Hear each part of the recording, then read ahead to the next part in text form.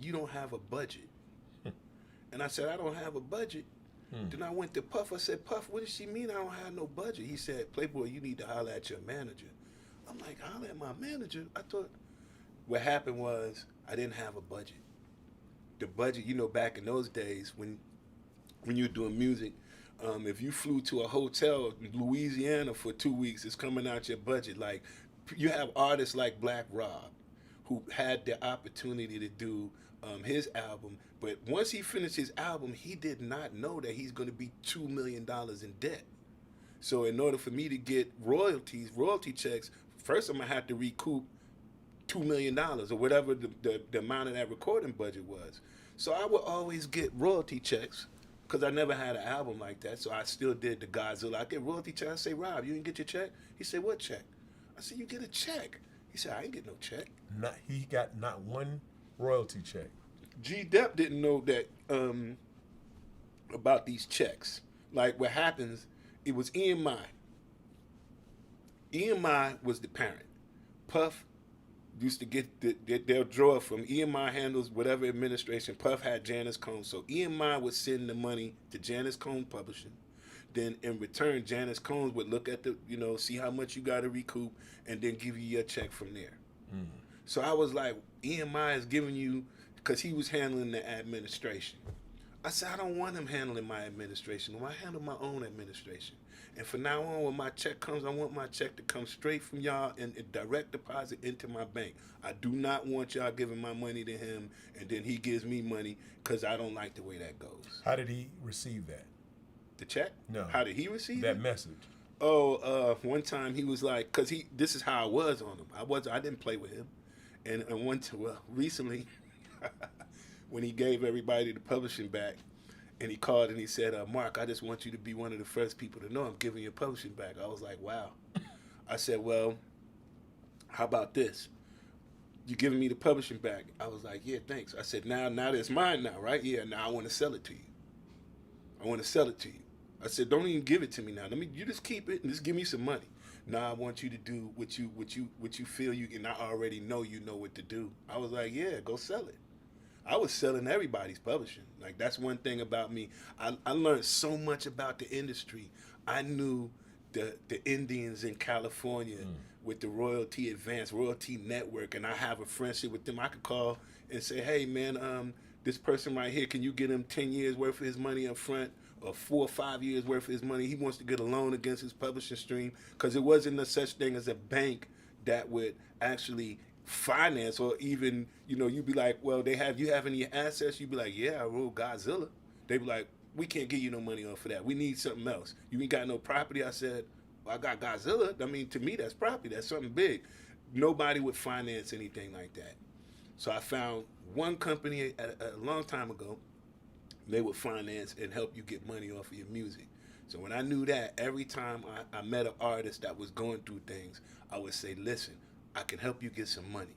But the money that I'm going to get you, you're going to have to be very careful and real wise on how you spend it, because once you take this money, you're not going to make money for another 4 years. So they're going to give you 4 years of your money up front. But if you go buy a Bentley and a house, and then whatever else that you think that you want to get, go buy it. People would be like, oh, I'm going to go buy new studio equipment. I'd be like, why would you take money to go buy more studio equipment? Take your money and invest it in something else that makes more money. That's when we start getting smart. You'd be like, before I spend this money, let me go at least make some more money off of it right quick, and then I'll go spend what I made off of it, but I'm going to still keep my solid bulk of money, right? Yeah, so, man, your interactions with him after letting him know about your publishing. Oh, he didn't like that. So he didn't like that. How did he begin to handle you from that point moving forward? Knew I was smart. He was like, yo, I was like, man, I'm not waiting. I don't have to wait. I was like, I'll handle my own administration, and I can call EMI and let them know this is how I want to do my business moving forward. It was easy. I have my split sheet. I'm like, what do you mean? I have the split sheet right here that says that I own a certain percentage of this song right here. And since I own a certain percentage of this song right here, you have a deal with him to administer his publishing. I don't want him administering mine. The name of my publishing was Me Again Music, right? Because I had a son, me again. I was giving my publishing to him. So that was it. That's mine. Wow. That's mine. I don't, Um, he didn't like that. yeah, clearly. Because You were there when Big got killed. when Big got killed, I was in Los Angeles. I was there. But when they went out, I remember I told you I'm in the studio. And this was before we had internet.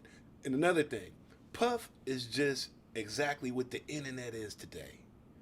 He was a person that had people that had emails, and they had relationships with radio. They had a radio person.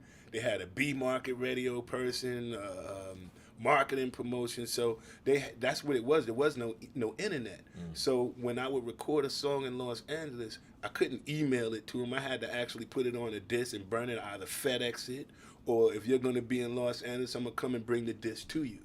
So when they came down to, for that award, I was in the studio trying to complete the projects that I was working on so I can give him the CD to go back to New York with. I hung out with him one night.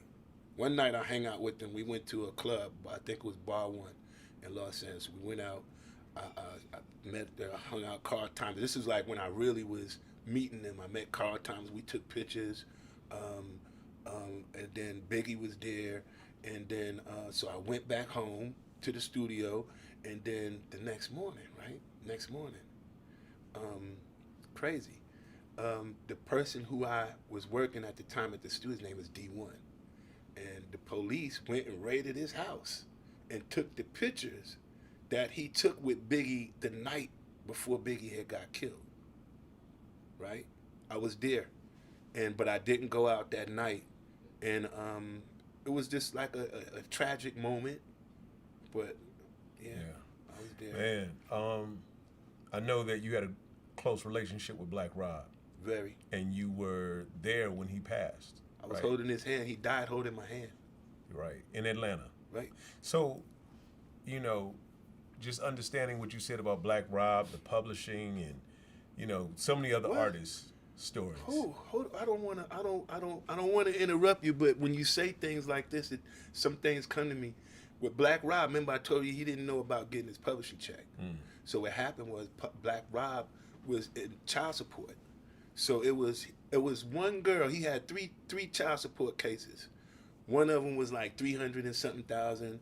One of them was like 50,000, and then one of them was 2 million, or it was millions, an astronomical amount of dollars, $1 million or something like that. And it was one baby mama that was taken him to court for that. So he never was getting his money. He never was getting publishing.